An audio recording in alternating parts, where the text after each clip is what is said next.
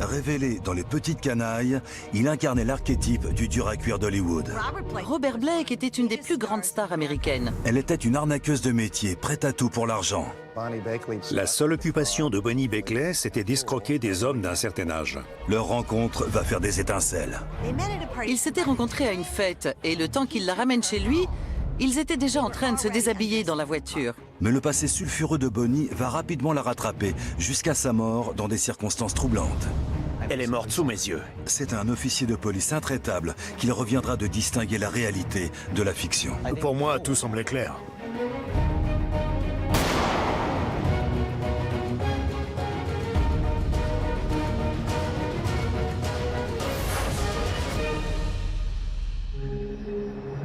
Nous sommes le 4 mai 2001. Le soleil se couche sur une soirée comme les autres à Studio City, un quartier paisible de la ville de Los Angeles.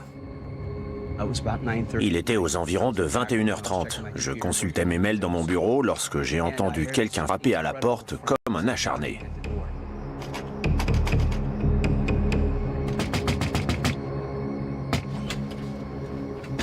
Je suis allé ouvrir et je suis tombé nez à nez avec lui. Robert Blake. Il hurlait. Il était dans tous ses états. Sean Stanek habite le quartier depuis des années. Il y aperçoit régulièrement Robert Blake, mais c'est la première fois qu'il se retrouve face à face. J'ai besoin d'aide. Il avait les pupilles dilatées. Ses yeux étaient noirs. Il avait l'air d'être sous l'emprise de la drogue ou alors complètement ivre. C'était difficile à dire. Venez m'aider. Il me criait que sa femme s'était fait tabasser, qu'ils avaient été agressés. Je lui ai demandé où elle était et il m'a indiqué sa voiture. Vous la voyez? Oui. Allez-y et restez près d'elle. Il m'a dit « je reviens tout de suite ». Je lui ai demandé ce qu'il faisait. Il m'a répondu qu'il allait au restaurant Vitello's pour essayer de trouver un médecin ou une infirmière. Je me suis retrouvé seul et je ne savais pas quoi faire. Je voyais la voiture et je me disais « mais qu'est-ce qui se passe? C'est irréel ». Je me suis dirigé vers la voiture, un peu paniqué. C'était l'obscurité totale, à l'exception d'un lampadaire qui éclairait l'arrière de la voiture. Je me suis approché, j'ai regardé par la fenêtre. J'ai vu quelqu'un affaler dans cette direction. J'ai ouvert la porte et je l'ai redressé. Vous pouvez respirer? En la redressant, je me suis rendu compte qu'elle était couverte de sang et qu'elle s'étouffait. Ses yeux étaient complètement révulsés. Je lui ai posé des questions pour la faire réagir. Allez! Ça va? Qu'est-ce qui s'est passé? Elle a fait... C'était horrible.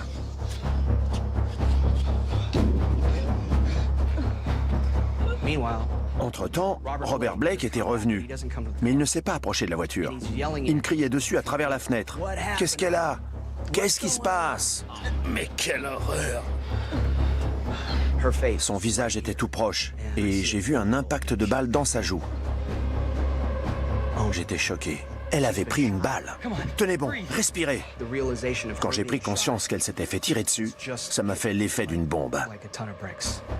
Si elle devait mourir, ce serait un meurtre. C'était une scène de crime. My name is Sean Stanek. Do you know who the actor Robert Blake is? Yes. He walked up here and he's screaming severely. I know him from the neighborhood here. Okay. Get an ambulance here. Is she conscious? Is she conscious, Robert? No. She's not conscious. Breathing. Is she breathing? Yeah, they're coming. They're coming. Les équipes de secours interviennent suite à l'appel de Stanek. Ils trouvent une femme gravement blessée à la tête sur le siège passager d'une voiture. Bonnie Lee Beckley, 45 ans, est conduite à l'hôpital en urgence. Le décès est prononcé à son arrivée. Elle présente 2 plaies par balle, une à la tête et une à la poitrine. La police de Los Angeles se retrouve avec une nouvelle affaire médiatique sur les bras. Ronito fait partie de la division spécialisée dans les homicides, une unité d'investigation d'élite. Si quelqu'un peut établir la vérité sur le meurtre, c'est bien lui.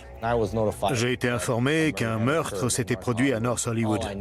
Tout ce que je savais, c'est que la victime était la femme de Robert Blake. Mon travail, c'était de résoudre les enquêtes de meurtre les plus difficiles et les plus médiatisées. Hollywood, le terrain de jeu des acteurs, actrices, scénaristes et réalisateurs qui cherchent tous à se faire une place au soleil. Mais peu s'en approchent autant que Robert Blake. Robert Blake était une des plus grandes stars américaines.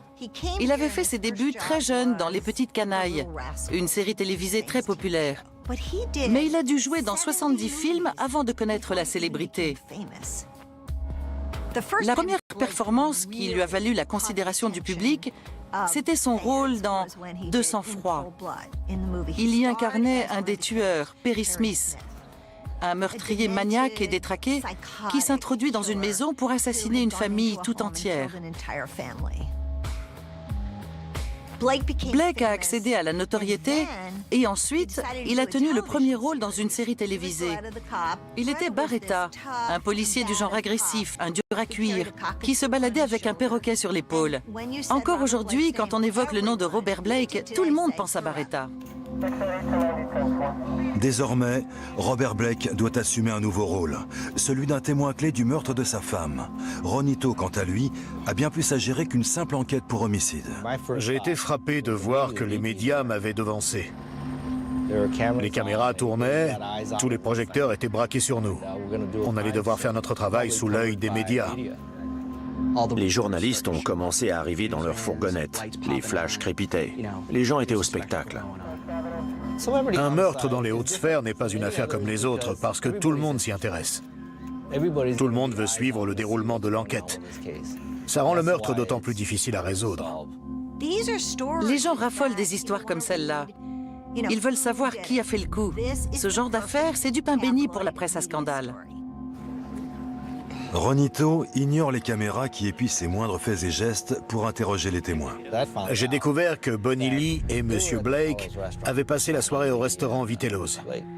Ils avaient dîné là-bas avant de partir. Il l'avait raccompagnée jusqu'à la voiture et elle était montée. Mince. Quoi? J'ai oublié un truc. Apparemment, il avait oublié son arme à feu au restaurant. Il l'avait laissée sur un siège et il devait retourner la chercher. Il a fait le chemin inverse pour retourner au restaurant. Il a récupéré son revolver et il est revenu à la voiture. À son retour, Bonnie s'était fait tirer dessus. La version des faits de Blake éveille immédiatement les soupçons de Ronito. C'est très surprenant que M. Blake ait pu oublier son arme au restaurant. Je n'avais jamais entendu une chose pareille. Ronito demande à Blake s'il a toujours l'arme sur lui. Je l'ai vu porter la main vers la poche arrière de son pantalon et en ressortir un revolver qu'il a tendu au policier. Il a dit « Je savais que ça allait arriver. Il y avait des gens à ces trousses. C'est pour ça que je suis armé. J'ai toujours mon revolver sur moi. » D'après Robert Blake, nombreux sont ceux qui auraient pu souhaiter la mort de Bonnie. Bonnie Beckley était une arnaqueuse professionnelle. Ce tableau de chasse était sans équivoque. Bonnie a un passé tumultueux. Condamnation pour drogue, usurpation d'identité, fausse carte de crédit. Elle est en probation en Arkansas. Blake a dit qu'il portait une arme parce que Bonnie craignait pour sa vie. Elle avait abusé et escroqué un nombre incalculable de personnes. Et elle en était venue à avoir peur que quelqu'un essaye de la battre. Elle ne vivait que pour extorquer de l'argent aux hommes, qu'elle n'avait parfois même jamais rencontrés. Avec les plus âgés, elle finissait par se marier. Une fois qu'elle était parvenue à ses fins, elle leur faisait signer des papiers pour entériner leur union, voire mettre leur assurance vie à son nom, puis elle disparaissait.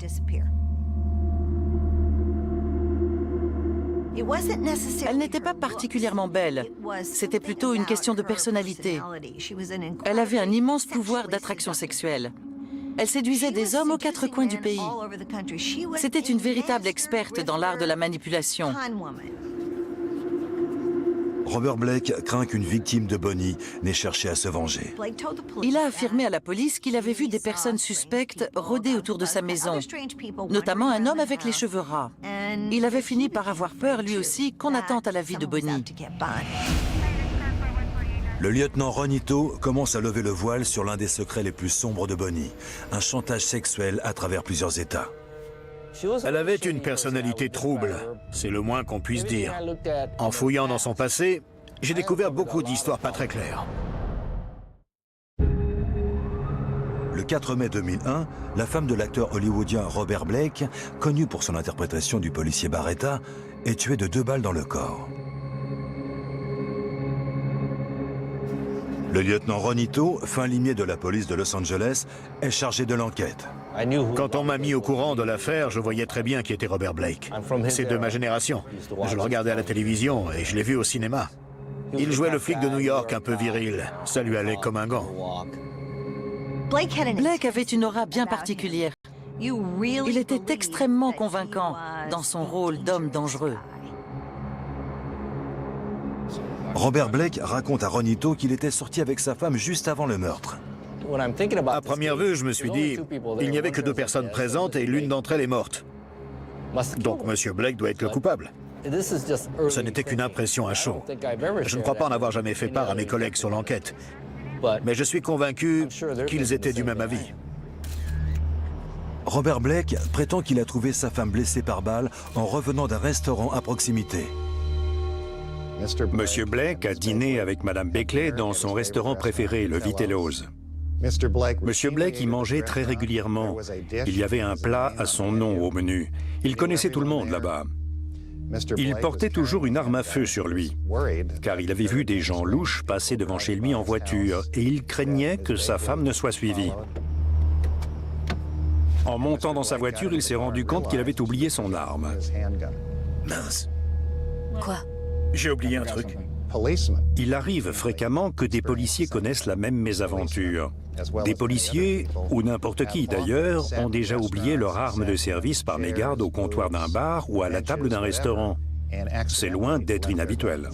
Monsieur Blake s'est donc rendu au restaurant, il a récupéré son arme au vu et au su de tout le monde, il est retourné à sa voiture et il a constaté avec effroi que Madame Beckley avait été tuée. Le lieutenant Ronito veut en savoir plus sur la version de Robert Blake, mais ses avocats lui adressent désormais une fin de non-recevoir. J'ai entendu la déposition de M. Blake auprès de la police d'État de Californie. À cette occasion, on a appris qu'il avait peur d'un homme qui aurait le crâne rasé. Selon lui, il surveillait sa maison. Bonnie craignait pour sa vie. Elle avait peur que quelqu'un essaye de la battre.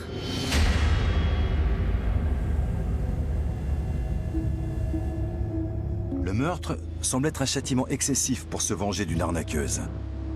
À présent, Ronito doit se plonger dans le passé de Bonnie Lee Beckley. Qui aurait pu vouloir la supprimer? J'ai fait perquisitionner le domicile de M. Blake, mais ce n'était pas seulement lui qui était visé. Je cherchais également des renseignements sur la victime. LAPD detectives arrived with search warrants at the home of Robert Blake and seized several bags of evidence they hope will help them understand the relationship between Blake and his wife, Bonnie Lee Beckley. Bonnie conservait beaucoup de choses qui m'ont paru étranges, comme des lettres, des articles et des enregistrements. Elle avait des annonces de rencontres et des encarts publicitaires dans des magazines masculins. Si elle avait vécu aujourd'hui, elle aurait été une star du porno sur Internet. Au lieu de ça, elle était une icône des magazines masculins. La plupart du temps, c'étaient des hommes seuls d'âge mûr qui l'appelaient pour lui demander si c'était possible d'organiser une rencontre. Elle acceptait de se déplacer dans le Wyoming, puis elle rappelait en disant « Ma sœur est malade, elle a besoin d'être opérée. Je ne peux pas venir, j'ai besoin des sous pour payer les frais. Vous pouvez m'envoyer de l'argent ?» Son affaire était extrêmement bien organisée. Elle avait un réseau de boîtes de dépôt et de boîtes aux lettres, des boîtes pleines de lettres et de photos d'elle. Bonnie Beckley avait des ennemis dans tout le pays. Elle avait mis des familles entières sans dessus-dessous en cherchant à extorquer de l'argent à des hommes d'un certain âge. Ses agissements étaient très choquants. Et tout portait à croire qu'il y avait aux 4 coins des États-Unis des gens assis en colère pour en venir au meurtre.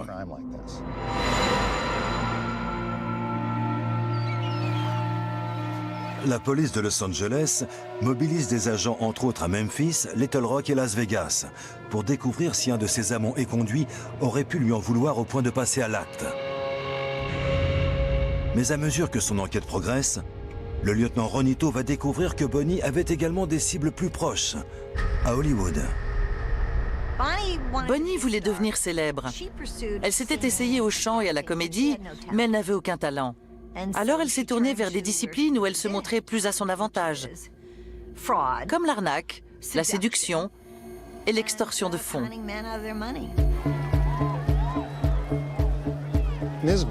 Madame Beckley n'avait qu'une obsession, rencontrer une célébrité afin de l'épouser. Elle cherchait à mettre le grappin sur un homme célèbre. Cette information ne va pas échapper au lieutenant Ronito.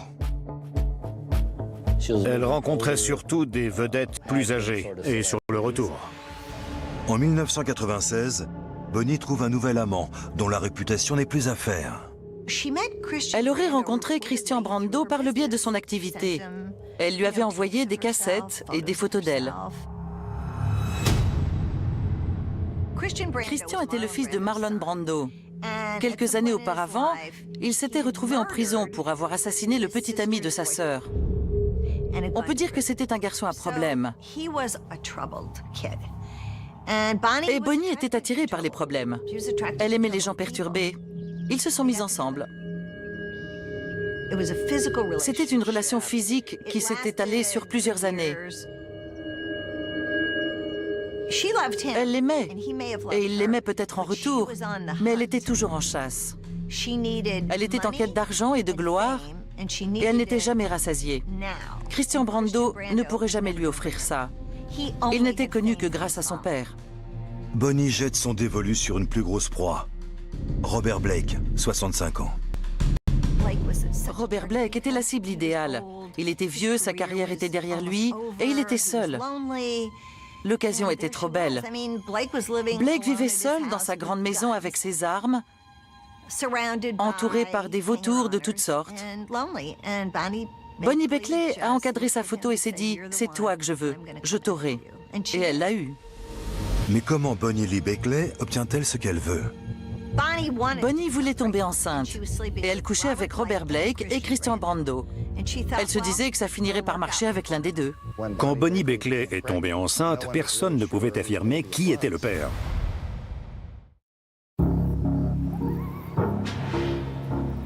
Le lieutenant Ronito a une nouvelle affaire très médiatique sur les bras. L'acteur Robert Blake, ex-enfant star qui a tourné dans plus de 70 films, est mêlé à une sombre affaire de meurtre dont la victime ne semble, elle non plus, pas à l'abri de tout soupçon. Bonnie Lee Beckley est à la tête d'une lucrative opération d'arnaque aux célibataires. Bonnie exploitait la misère des gens. Les hommes seuls d'âge mûr à la recherche d'une compagne ne manquaient pas. Et ils étaient prêts à liquider tout leur argent et leur assurance vie pour elle. Et un beau jour, elle s'envolait. Plus troublant encore, les enquêteurs découvrent que Bonnie est au cœur d'un triangle amoureux avec deux hommes dangereux. Christian Brando, ancien détenu, fils de Marlon Brando, et le célèbre dur à cuire d'Hollywood, Robert Blake. Blake a 15 ans de plus que Brando, mais il possède quelque chose que son cadet n'a pas. Christian Brando n'avait pas un sou en poche, alors que Robert Blake pesait 8 millions de dollars. Elle le savait bien. Pour elle, c'était le parti le plus intéressant. Cette femme ne faisait absolument rien par amour. Ce n'était jamais son cœur qui dictait ses choix. Même après avoir séduit Blake, elle continue de dormir dans les bras de Brando. Elle couchait donc avec Christian Brando et Robert Blake en même temps. Bonnie voulait à tout prix tomber enceinte, mais elle cachait sa relation avec Blake à Christian Brando et vice-versa. Elle se disait que ça finirait par marcher avec l'un des deux. En 1999, le vœu de Bonnie est exaucé. Quand Bonnie Beckley est tombée enceinte, personne ne pouvait affirmer qui était le père. 9 mois plus tard, quand une petite fille voit le jour, Bonnie l'appelle Shannon Christian Brando. Monsieur Blake était convaincu que l'enfant était le sien, et il a requis un test ADN. À la suite du test de paternité, elle renomme sa fille Rosie Blake. J'ai découvert que Bonnie avait dit à Brando que le bébé était le sien et qu'elle avait tenu les mêmes propos à Blake. Elle a vite dû arrêter de mener Brando en bateau. Christian Brando était persuadé qu'il était le père de ce bébé, Shannon Christian Brando. Il s'était fait avoir. Non seulement il était furieux que Bonnie l'ait quitté, mais il y avait également le bébé dans la balance. La situation avait de quoi le rendre fou. Arrête tes histoires, Bonnie! Brando s'en est-il pris à Bonnie? Le lieutenant Ito doit envisager tous les suspects potentiels. D'autant que Brando a des antécédents de violence extrême. Monsieur Brando souffrait d'une addiction à la drogue et il était instable psychologiquement. Il avait déjà purgé une lourde peine de prison pour homicide. Il avait été condamné pour le meurtre du petit ami de sa sœur. Le lieutenant Ito trouve des preuves laissant penser que la colère de Brando a pu dégénérer. Nous avons mis la main sur plusieurs enregistrements cassettes parmi les affaires de Bonnie. L'une des bandes comprenait une conversation téléphonique entre Christian Brando et Bonnie. Écoute-moi bien. Tu te fiches de moi et tu te fiches de Blake. Sur les enregistrements, on l'entend prononcer ces mots. Tu te fiches de moi et tu te fiches de Blake. Un jour, tu vas finir avec une balle dans la tête. C'est on ne peut plus explicite. C'est une menace claire et directe qui constitue un mobile évident pour étayer la thèse de la culpabilité de Brando. On connaissait son casier judiciaire. On savait qu'il avait déjà commis un meurtre à Los Angeles. On savait donc qu'il était capable d'appuyer sur la détente pour tuer quelqu'un. Il était menaçant et il avait des antécédents violents. Bonnie Lee Beckley aurait-elle poussé Christian Brando au meurtre?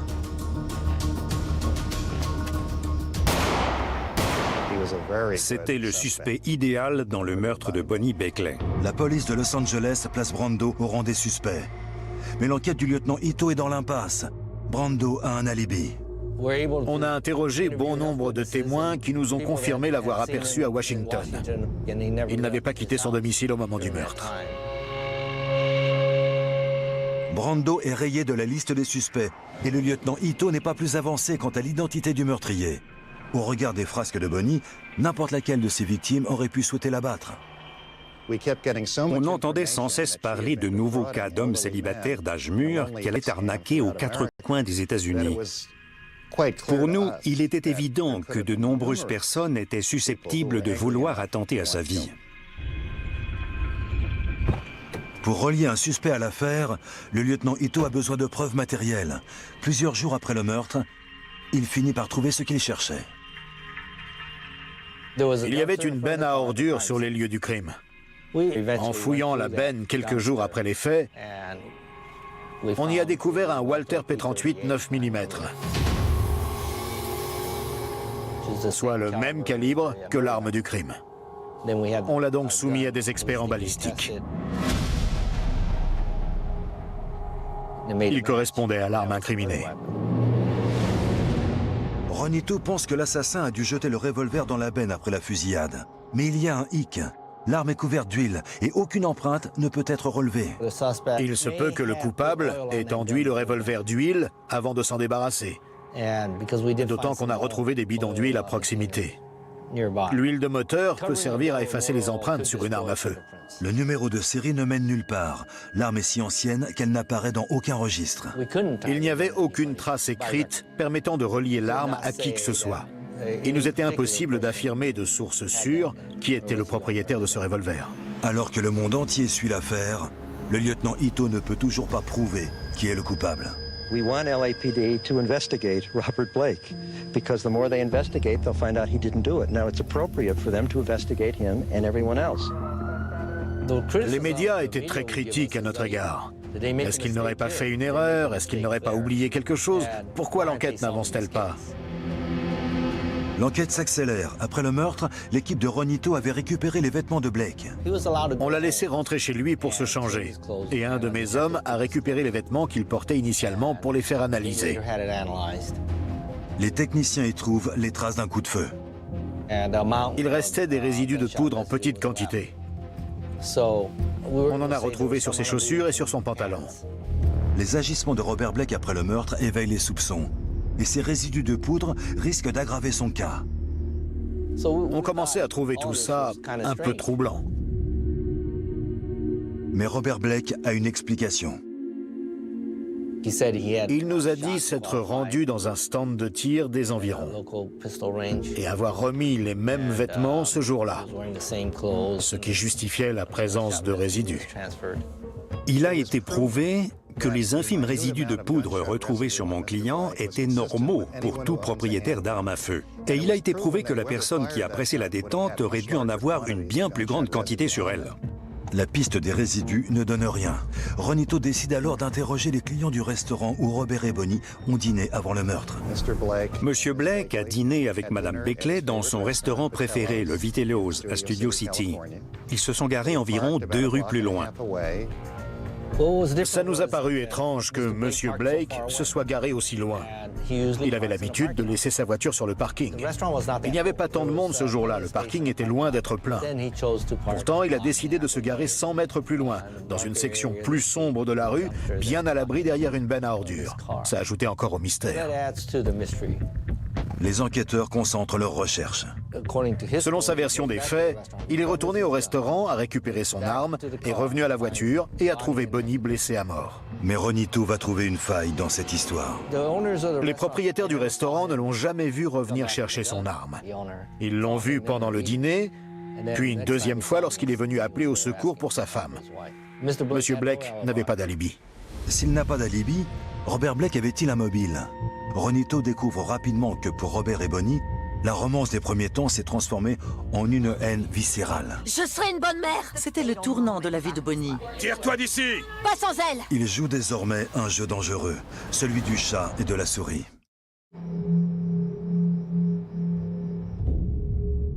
Quatre jours après le meurtre de Bonnie Lee Beckley, les nouvelles de l'enquête font les gros titres partout dans le monde.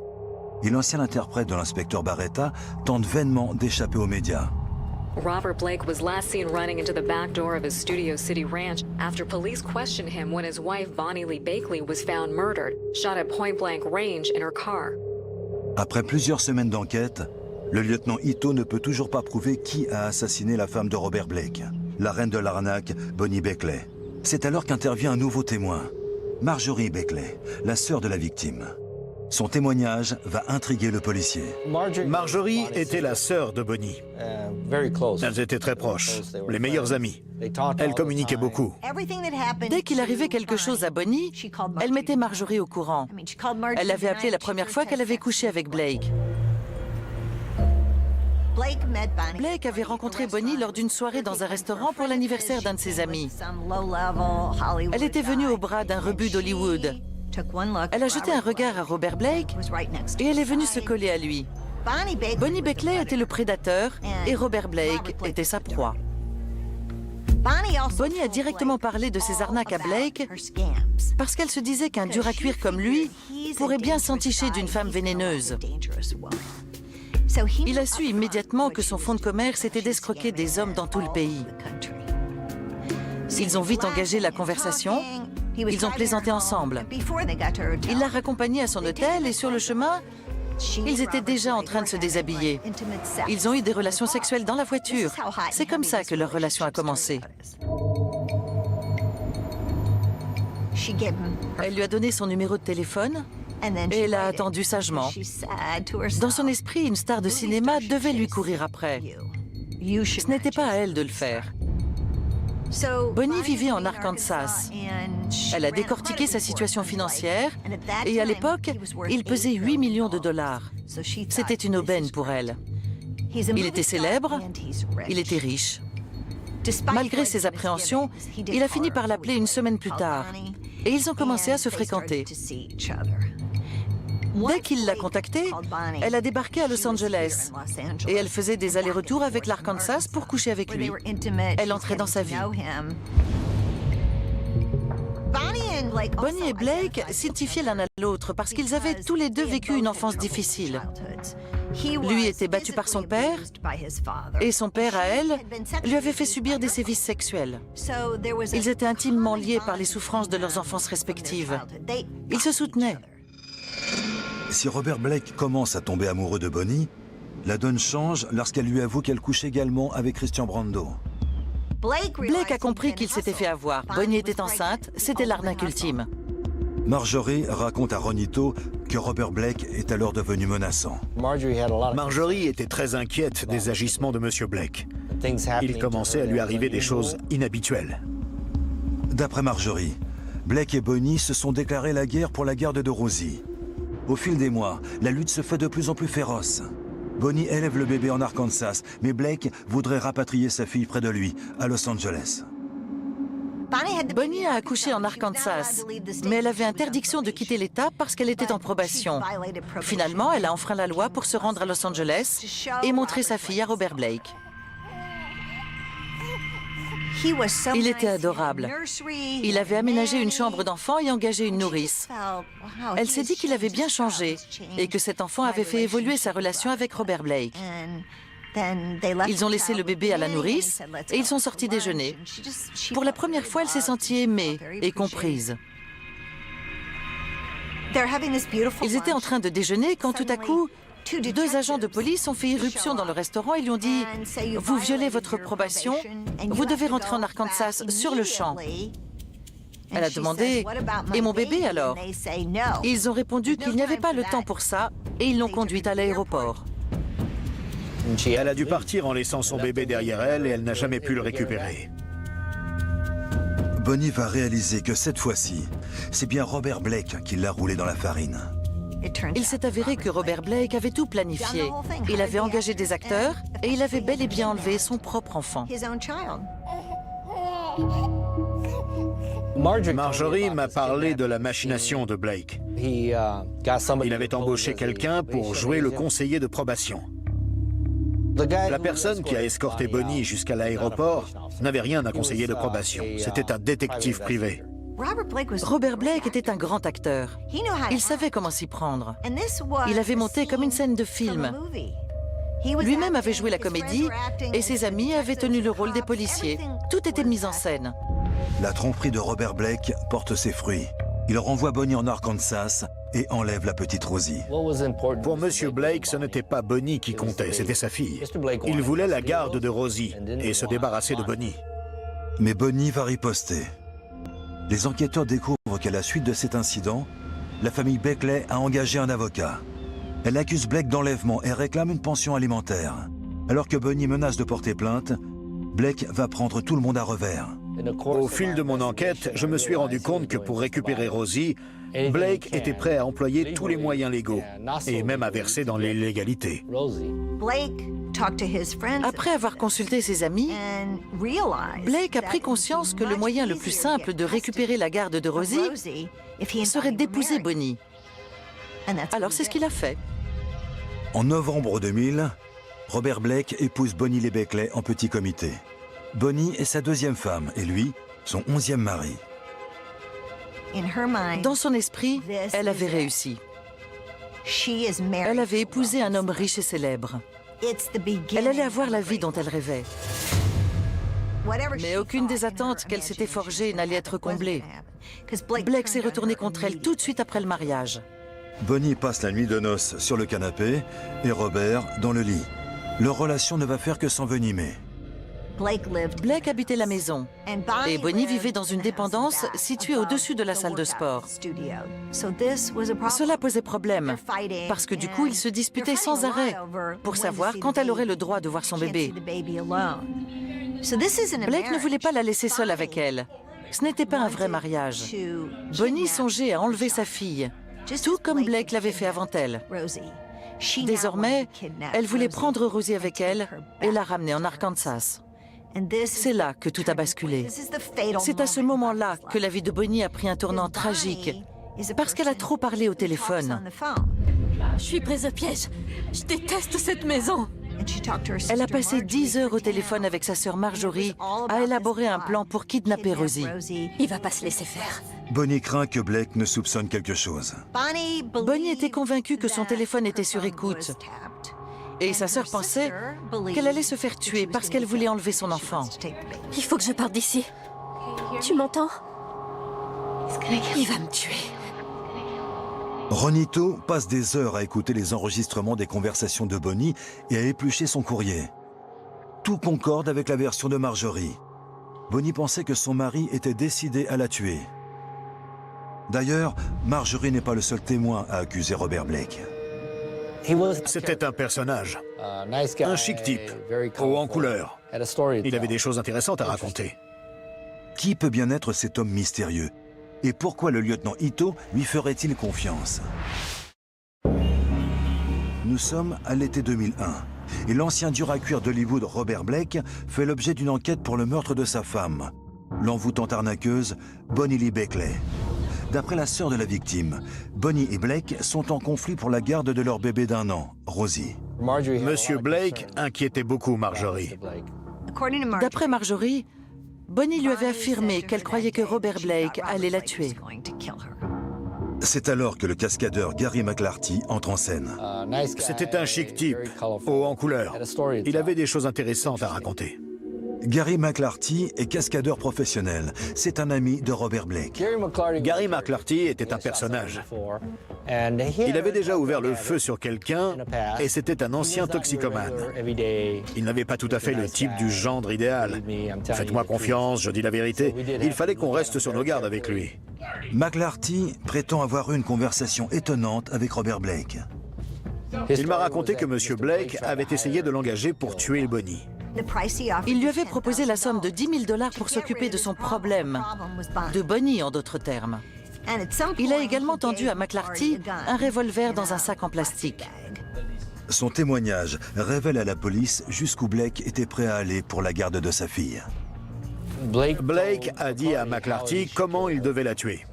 Il lui a présenté plusieurs façons de faire. Par exemple, il pouvait choisir de lui tirer dessus à leur sortie du restaurant. Je me souviens précisément de ces mots.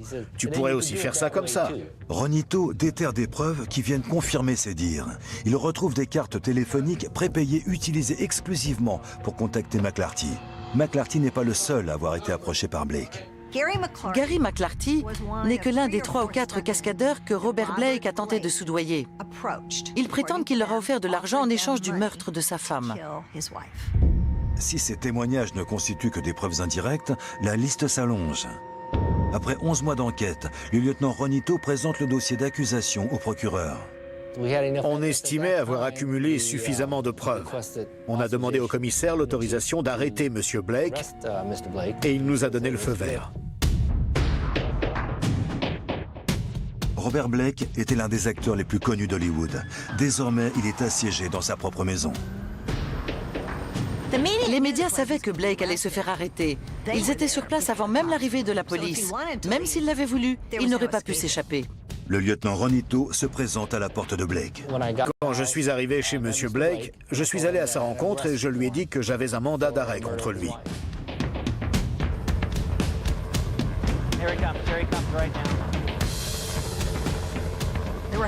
Des hélicoptères suivaient la voiture. C'était comme pour O.J. Simpson. Cette affaire avait eu un retentissement énorme. Des dizaines de médias couvraient l'événement. Ils étaient autour de la maison, puis l'ont suivi jusqu'à la prison. We believe the motive is that Robert Blake had contempt for Bonnie Bakley and felt that he was trapped in a marriage that he wanted no part of. Blake ne restera pourtant pas longtemps en détention. Il est libéré après versement d'une caution d'1,5 million de dollars et disparaît. Blake est assigné à résidence. Pendant 2 ans et demi, il se terre dans son ranch de Studio City avec un bracelet électronique à la cheville. Le 20 décembre 2004, l'affaire est finalement portée devant les tribunaux. Blake est inculpé pour homicide et tentative de commanditer un assassinat. S'il est reconnu coupable, il passera le restant de ses jours derrière les barreaux. Quand il est entré dans la salle d'audience, c'est un vieil homme rabougri, aux cheveux blancs, qui est apparu. Ce n'était plus Barretta. Ce n'était plus une star de cinéma. Ce n'était plus qu'un vieillard aux cheveux blancs. Comment ce vieillard inoffensif aurait-il pu commettre un tel crime? C'était peut-être un rôle de composition, une mascarade. En tout cas, ça lui a suffi à se mettre le public dans la poche. L'accusation affirme que le jour où il a invité Bonnie Lee Beckley au restaurant, Robert Blake a mis en marche son plan machiavélique. Pour moi, tout semblait clair. Tout était parti de la volonté de Blake de se débarrasser de Bonnie. Il voulait la faire disparaître de son existence et récupérer Rosie. Il a fait appel à plusieurs hommes pour s'en charger, mais ils ont tous refusé. Il commençait à désespérer, personne n'allait le faire à sa place. Il n'avait plus le choix. Alors il devait prendre ses responsabilités et agir de lui-même. Mince. Il n'est pas retourné chez Vitello's comme il l'a prétendu. Le plus probable, c'est qu'il ait caché son arme quelque part dans la voiture, peut-être sous le siège passager par exemple. Il a fait le tour du véhicule Qu'est-ce que tu fais? et lui a tiré dessus 2 fois. Puis il a jeté le revolver dans la benne. Gary McClarty et d'autres cascadeurs ont affirmé que c'était le scénario que Blake leur avait exposé. On va au restaurant, je laisse la voiture quelque part, je m'éclipse et elle sera morte à mon retour. Robert Blake et son équipe juridique de choc ne se laissent pas faire. Ils affirment que les témoins ne sont pas fiables et que les preuves scientifiques sont limitées. Notre position, c'était que les cascadeurs qui prétendaient avoir été sollicités avaient inventé toute l'histoire. M. McClarty avait de lourds antécédents de toxicomanie. Il était délirant, il avait des hallucinations. Il voulait être au centre de l'attention et il pensait que cette affaire très médiatique allait lui permettre de relancer sa carrière. Nous avons plaidé qu'il était obsédé par l'enquête et qu'il ne disait pas la vérité. L'accusation pensait que tout était extrêmement organisé, mais elle s'est complètement bercée d'illusions. Le procureur avait besoin d'une victoire de prestige après le désastre de l'affaire O.J. Simpson. Il a été prouvé que le revolver de mon client n'était pas l'arme du crime et que l'arme du crime était une deuxième arme qui n'a pas pu être reliée à Robert Blake. Tout le monde s'est persuadé qu'il était coupable alors qu'il n'avait rien fait. Le 4 mars, 2 mois et demi après l'ouverture du procès, plaidoirie et réquisitoire se terminent et le jury se retire pour décider du sort d'une célébrité. Les stars de cinéma, c'est l'équivalent de la royauté. Robert Blake jouissait d'une grande cote de popularité. Personne ne voulait le mettre en prison. Après 9 jours de délibération, Robert Blake est acquitté. The jury foreman in the Robert Blake murder trial says jurors found that the evidence against him was flimsy and based on unreliable people. The jury found Blake not guilty Wednesday of charges that he killed his wife, Bonnie Lee Bakley. After hearing the verdict, Blake hugged his attorney and began sobbing. Robert Blake est un homme libre, mais ses déboires judiciaires l'ont vieilli et lui ont coûté des millions. Quelques mois plus tard, la famille de Bonnie Lee Bakley porte plainte contre Blake et cette fois-ci, sa responsabilité civile dans le meurtre est reconnue. Le verdict ruine Robert Blake, qui n'a plus joué de rôle majeur depuis la mort de sa femme. Je pense qu'il est communément admis que Blake était impliqué dans la mort de Bonnie. On ne sait toujours pas qui a pressé la détente. Légalement, l'affaire est classée. Mais pour beaucoup, elle était résolue il y a longtemps. La justice n'a pas été rendue. Monsieur Blake aurait dû être condamné pour le meurtre de sa femme. Robert Blake a beau avoir échappé à la condamnation, au tribunal de l'opinion publique, il restera toujours suspect.